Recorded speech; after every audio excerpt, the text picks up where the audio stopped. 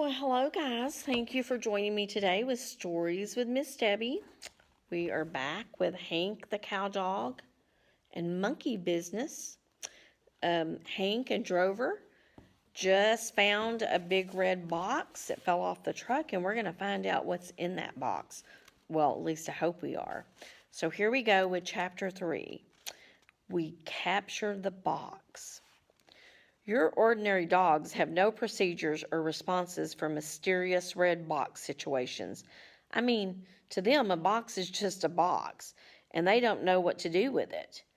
On this outfit, we have procedures and techniques and responses for just about any situation that life can throw at us, including but not limited to mysterious red boxes that fall off of strange painted cattle trucks. Okay, it was laying in the grass some 50 feet north of the road. I gave Drover orders to approach it from the south while I circled around and came in from the north. You might be interested in hearing some of the more technical aspects of the capture, so I'll step it out for you. Step 1. Once in our positions, we went into the stealthy crouch mode and began stalking towards the alleged box. Step 2. Every third step, we paused and barked a warning at that box. A lot of dogs wouldn't take the time to do this, but it's very important. You never know what might be inside that box. Step 3. After each burst of barking, we crept forward again. Burst of barking, I should say, not burst of barking. My tongue's messed up again.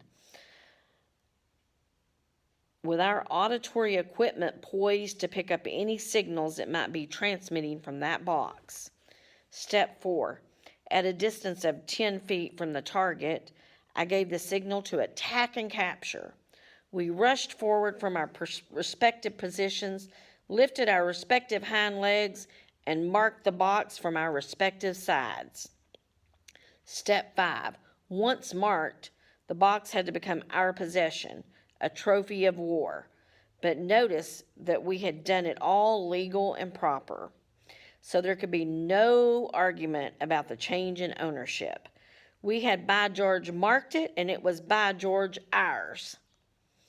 I walked around and inspected Drover's side. Nice work, son. That was a direct hit. Thanks, Hank. I think my aim's getting better.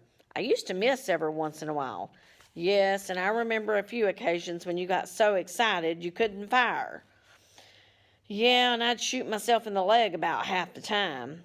You made real progress, but don't let it go to your head. Oh, my aim was never that bad. No, what I'm saying is, don't start thinking that you're a hot-shot marksman and then get careless. Practice makes perfect. That's a good way to put it. Practice makes perfect. Did you think that one up all by yourself? Yes, it's an original, but you may quote me now and then if you wish. Just don't forget who said it first. Oh, I wouldn't do that. He sat down and grinned. Well, we've got ourselves a nice big red box. What do you reckon we ought to do with it? I sat down and began admiring our new possession. I can answer that question right quick. We'll roll it down to headquarters and set it up in the bedroom beneath the gas tanks. I've been thinking that we need something to liven up our bedroom. Yeah, me too. It's kind of drab. It's very drabber. The only question I have is, will a red box go with our color scheme? You mean with our gunny sacks and spills of diesel fuel? Exactly. And with the silver tanks and the green pig weeds and the brown dirt? Gee, I don't know about that. Nor do I. We'll just try it and see. If we don't like it, we'll get rid of it and try something else. Good idea. But it's a pretty big box. You think we can roll it all the way to the gas tanks? I gave him a sideward glance and smiled. You saw what we did to those giant cattle trucks, didn't you? Do you suppose a box will cause us any trouble? Well, I don't know. Are you sure those were cattle trucks? Of course they were cattle trucks. What other kind of trucks would pass down this road? I don't know, Hank, but they were all painted up, kind of like circus trucks or something. Don't be absurd. There are no circuses around here, hence there can be no circus trucks. All that stuff painted on the sides was probably a clever disguise to keep us from barking at the trucks, but as you noticed, it didn't work. Sure didn't. I wasn't scared even a little bit. Just another cheap trick, Drover. Well, let's get this thing rolled down to... That box was made out of 3/4-inch plywood, and it was heavier than you might have thought. On second thought, Drover, I don't think we need a big red box in our bedroom. Yeah, he stopped pushing on the box and caught his breath. 'Cause we can't even budget. That's correct, and budgets are crucial to ranch management. Let's leave her right here where she lays. I'm for that one. Hey, look, there's something written on the side of the box. I moved around to the east side of the box and studied the large white letters. You're right. Let's see if I can make it out. Warning, monkey, do not open this box. Drover was waiting for my translation. What does it say, Hank? Can you read it? Very interesting, Drover. In fact, very interesting. I've broken the code and translated the secret message. What does it say?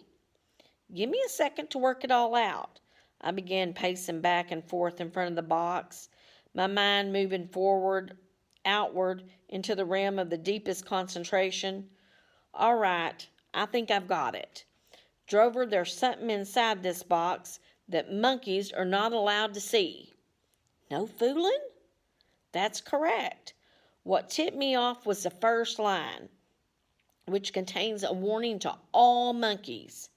The only question remaining is, what could be hidden inside that monkeys are not allowed to have? Well, let's see. Bananas? Possibly so. Or peanuts? Or how about monkey wrenches? Yes, that's what it is, Drover. We have intercepted an illegal shipment of monkey wrenches. You'd think they'd want monkeys to have monkey wrenches, wouldn't you? You'd think they'd want them to have them. Don't ever fall for the obvious, Drover. These people are clever beyond your wildest dreams. At this point, we don't know why they want to keep monkeys away from the monkey wrenches, but we have enough evidence to build a case. Now we must rush down to the house and sound the alarm. Or I guess we could open up the box and look inside. See, there's a wooden peg holding the hasp shut. I turned to the runt and gave him a glare. Hasp? Yeah, the hasp is the thing that locks the door. Where did you learn that word? Oh, I don't know, just picked it up somewhere. Well, I've never heard it before, and I don't appreciate you using big words around me. Oh, it's not so big, just a 4-letter word. Exactly my point, and I've warned you about using 4-letter words on the job. In security work, we have an image to protect, and nothing destroys an image faster than casual, careless, indiscriminate use of 4-letter words.